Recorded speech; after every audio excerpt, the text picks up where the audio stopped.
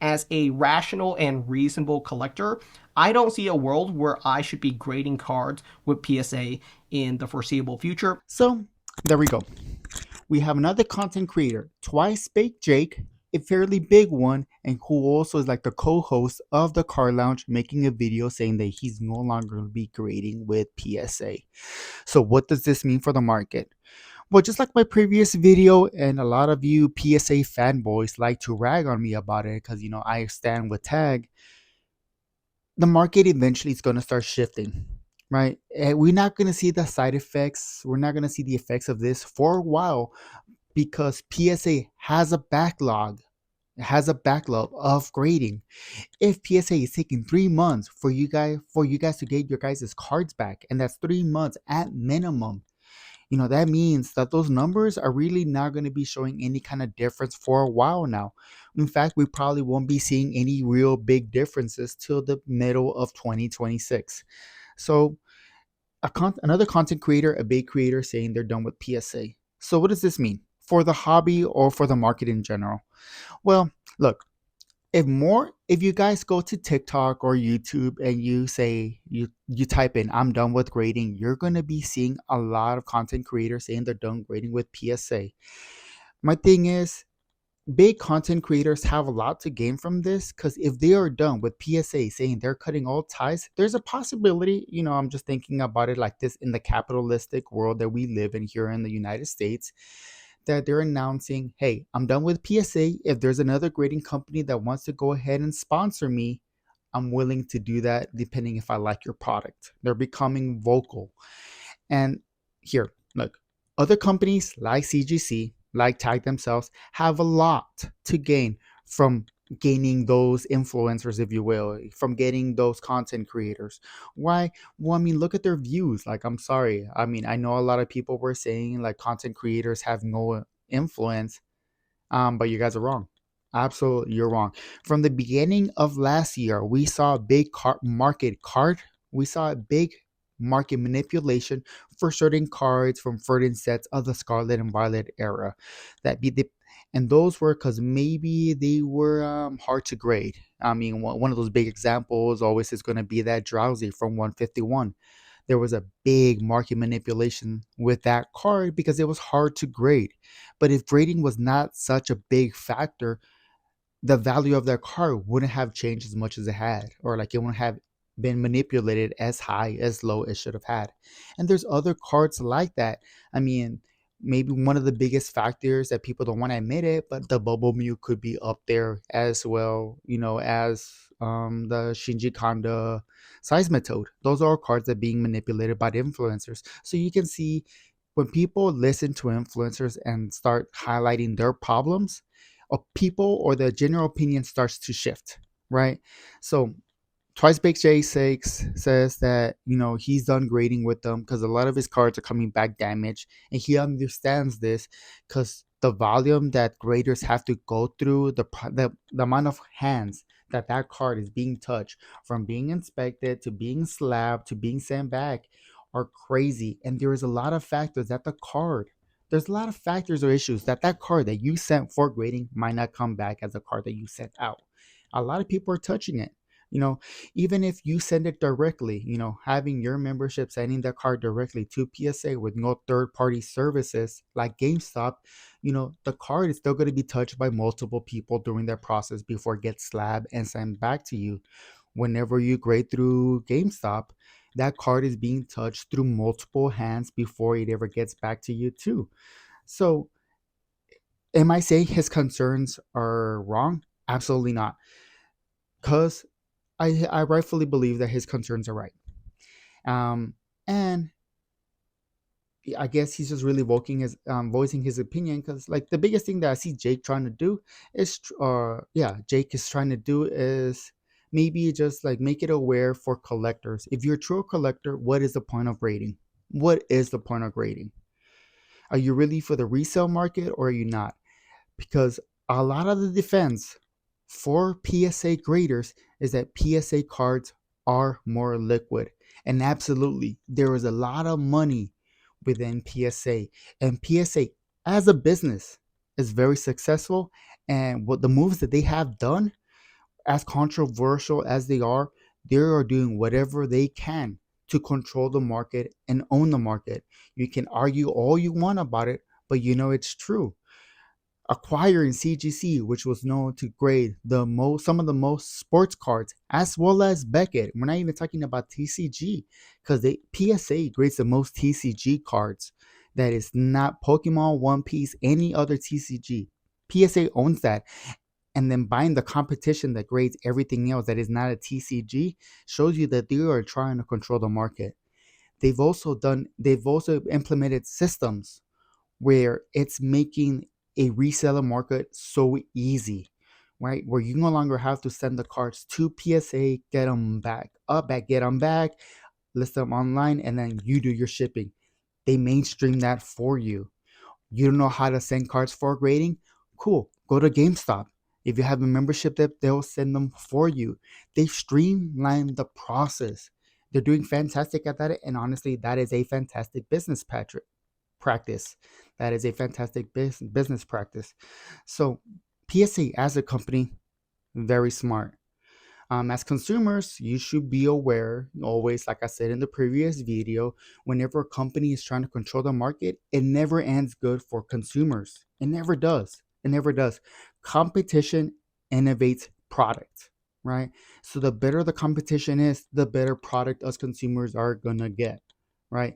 So now, what does this mean for tag? Just like I've talked about before, look, we're not going to see a big difference from the numbers of PSA, CGC, and tag grading for a while. The only numbers that we will start seeing big a difference through the monthly grading reports are going to be the CGC and tag numbers. They're going to start going up. If people are done really grading with PSA and they still want to continue grading, right? Because collectors shouldn't care about the brand, they shouldn't care about the label. They should care about what product or what company gives them the best service, right? For their card, so collectors can go ahead and enjoy the hobby. So we will see probably an increase on CGC numbers and tag numbers. We will. PSA's numbers are pretty much going to stay consistent until they get through all their backlog, and that's when we're really going to see if the influencers switching or announcing they're done with PSA, are those numbers really affected. Does that mean that these other companies have room for success? I mean, absolutely. Look, say what you will, but it starts with a thought. It always starts with a thought. All you have to do is it just the thought has to kind of start getting popular.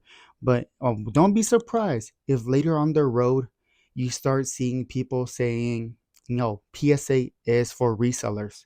Resellers, what do they do? Well, they're getting a product that everyone has access to and they're selling it at a higher price, kind of almost making it into like a scalper. And that's all it takes, right?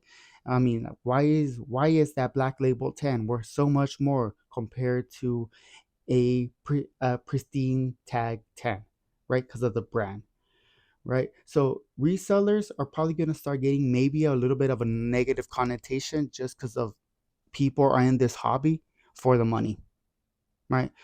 If you're reselling slabs, there's a good chance that you're in it for the money. And I'm not saying that you're not. I'm not saying that's a bad thing. You know, business is business and you got to do whatever you got to do to put food on the table. That is true.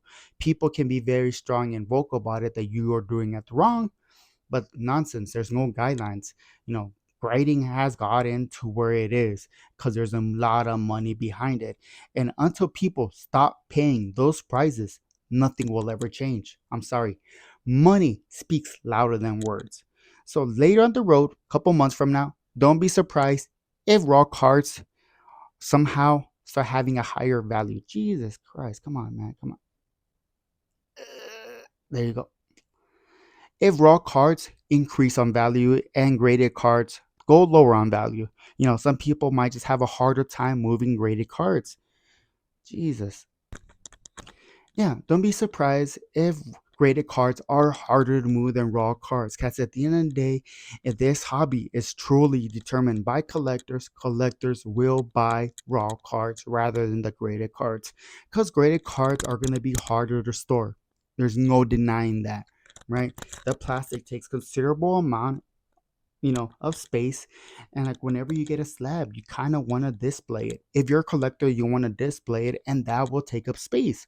Raw cards, on the other hand, maybe you're not want to see them as much. You just want to have them for your collection, so you're okay in putting them in binders. So raw cards will probably start coming back into the scene as the main source of collecting, not as much as graded cards.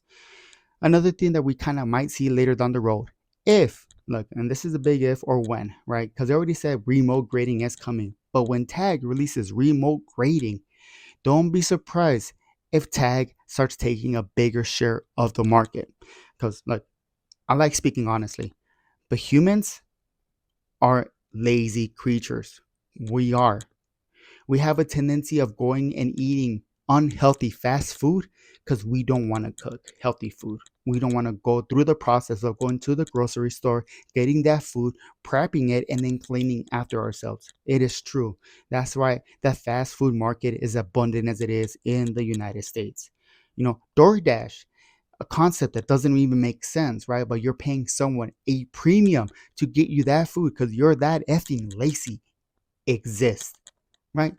You can't argue convenience, but if you're hungry, you would go get that food yourself.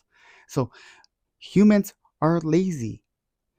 But if grading stations start coming out in certain locations, whether it be mom and pop shops, cards, like actual brick and mortar card shops, that offer AI grading, who are willing to put that money for that machine to have a location, do not be surprised if people go to those places and start grading the cards there. Like, I'm sorry, but I do see Tag as a friendlier experience for first time graders. Like, so I mean, because you got, like, think about it. You're buying Pokemon cards because they're hard to find, or maybe not so much anymore, but you're buying Pokemon cards. You're ripping packs. You finally find the card that you want. You remember that feeling, like, yes, I finally pulled it. You go get it graded like that same day or the following day, but you get it within the same day service. That's it. It didn't touch anyone else's hand except yours. That's insane. People will flock to that because humans love instant gratification. If grading stays at $20 at the spot, right? $20 is not super expensive, but I will pay $20 to get that card graded that day. I will. Like, I will. Because, oh, I just pulled that card. I really want to see what that card's grade is. Boom, I'm going to do it. And like, I'm telling you, it's a better grading experience for first time graders. Like, I'm sorry. Like, it is. It is. Having the information that they give you to tell you why that card got that card, and you're not guessing yourself, or you're not getting, or like, something simple. Like, makes you a better grader down the road. You'll be able to pull cards. It's like, oh, I remember I pulled this card and this was a 9. Let's see if it has the same issues. Oh, yeah, it's not center. Now I know what centering is. Oh, it has this thing over here. I can see some whitening. Okay, this card is not gradable. But why? Because you have cheat sheets. This little QR code thing right here is a cheat sheet for grading. I'm sorry. But like, even then, the education in the United States, a lot of it is memorization, and like half the time we're passing tests because you guys are you're memorizing a cheat sheet. Don't be surprised if grading becomes that simple because it's something that we've actually grown accustomed through like our years in school. That's all I'm saying. So Tag will have a big increase just because there's a lot of things that they hit, from even sending them to their company and getting them back, and they come back in that fancy black plastic that you got to rip. They're playing on that factor. If you're strong enough not to look at the dig report whenever you get your cards back, right? And you're like, oh yeah, I want to rip the cards and see what grades I got. Like, you will be happy. You will be happy, right? Because you're ripping the cards. I'm like, oh, this was a chase card that I pulled. I want to see what grade it is. All of a sudden, you're hitting the same endorphins that you were hitting whenever you pulled that chase card, that card off a regular Pokemon card. They are doing that in a great level that people don't even realize that. That is a cool thing. Now, is Tag gonna be, the ends all? Absolutely not. Popular opinion always changes. You know, Grading is no different from fashion, from shoes to technology. It's always evolving, it's always changing. Whatever's popular today might not be popular tomorrow. If Tag becomes popular tomorrow, these are going to be the issues that they're going to have.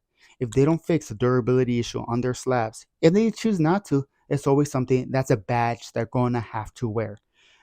PSA slabs can be cracked open with a bottle opener. You know, tag slabs can be cracked with one hand. We're that proud.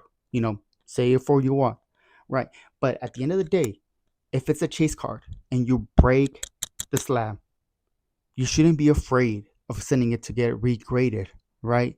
Because that card should come back with the exact same grade. And if you're sending in a bulk submission, you're only paying that bulk submission price, whether it be $20, whether it be $17 because of a promotion or whatever. That's a flat rate that you just have to pay, and you don't have to pay an upcharge just because it's a high valuable card. That's something that I respect about Tag, that they are not making you pay extra to get back your belonging because it has a higher perceived value. So you can't send in submissions of 10, 20, you know, chase cards, and you won't have to pay a dime if they come back as a 10. But those are gonna be my opinions. Those are my thoughts. If you agree or disagree, please drop a comment. Drop a like. I've noticed that my videos have been doing really, really good right now during this break. But all the views are really coming from, I think it's 99.9 of new viewers. Just like the video. I'm not asking you for subscribe, but if you do like the way that I'm talking or thinking, consider subscribing because I do enjoy making content. I'll start from this. I'll talk to you guys next time. Peace.